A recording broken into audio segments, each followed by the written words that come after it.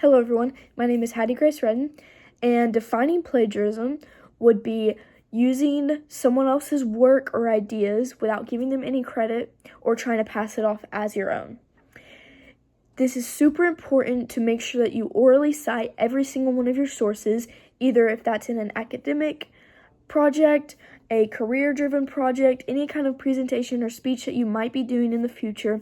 You want to make sure that you cite your sources orally so that you won't be, accused of plagiarism. You can also, so that you also give credit where credit is deserved, so that is to the original author, and so that you can show that your information is liable and credible. The second question is, what are 2 guidelines of developing an effective conclusion?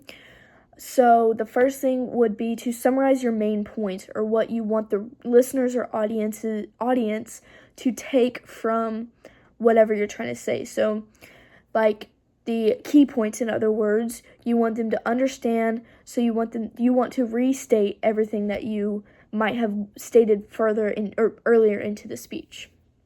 A second way you could leave the speech conclude the speech is by leaving them, the audience or listeners, with something to think on, or a memorable quote, a memorable question that they might think about all day, something along those lines where they can not just forget about your speech, where they think about your speech all day long, or not all day long, but for a small amount of time, so that you are able to make an impact on their day.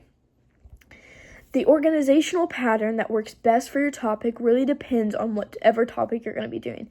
For example, if you're doing a process, showing them a process, a chronological pattern might be best, so that the listener or audience doesn't get confused. They will have like a list of what you're doing, things along those lines. If you're doing a comparing and contrasting pattern, it could be effective to use a comparing and contrasting setup for your speech, so that the audience knows what is in what groups, and they won't get confused by, what you might be comparing is really contrasting, or what you're really contrasting is comparing. But whatever you may choose, the listener or audience is it's in your hands. So whatever you choose to fit your listener or audience best will affect the audience, so that you can clearly and logically state what you will be doing. It'll make it as easy as you can for the listener or audience, so that they are able to understand and easily pick up on your speech.